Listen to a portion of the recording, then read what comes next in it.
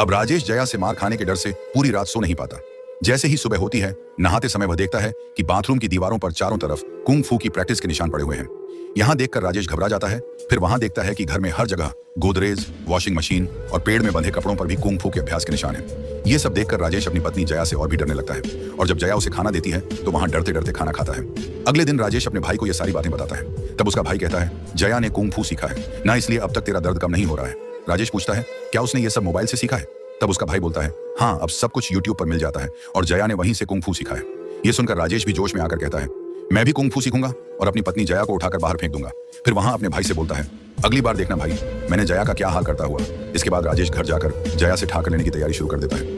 वहां घर जाने के बाद अपनी कराटे की किट निकलता है और जया के सो जाने के बाद चुपचाप कराटे की प्रैक्टिस शुरू कर देता है। अब राजेश रोज मोबाइल में कराटे की वीडियो देखकर घर की छत पर और मुर्गी फार्म में कराटे का अभ्यास शुरू कर देता है। धीरे धीरे राजेश अच्छी कुशलता से कराटे सीख लेता है। अब वह अपनी गाड़ी का दरवाजा भी हाथ से नहीं, कराटे के पैरों से मारकर बंद करने लगा है। फिर एक दिन राजेश जया के साथ होने वाले युद्ध के लिए खुद को पूरी तरह तैयार कर लेता है।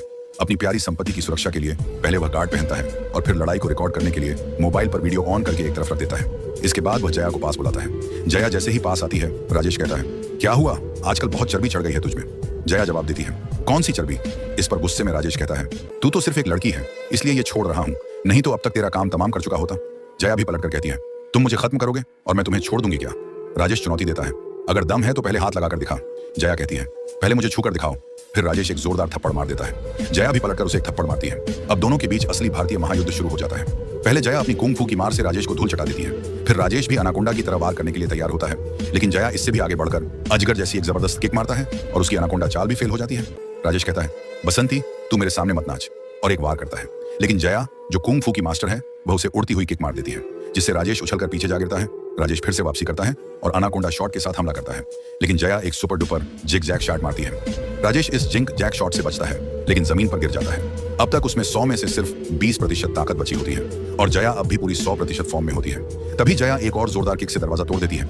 देखकर राजेश डर जाता है। फिर राजेश कराटे की एक पीछे से मार वाली चाल चलकर जया को हल्का पीछे हटा देता है। अब जया इस पीछे से दिए गए वार का मुंह तोड़ जवाब देने के लिए अपनी टांगों से वार करती है, जिससे राजेश उछलता हुआ सीधे टेबल पर जा गिरता है।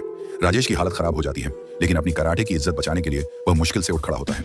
तभी जया हाथ नचाते हुए कहती है, अब अगर तुझमें मारने की दम है तो आजा।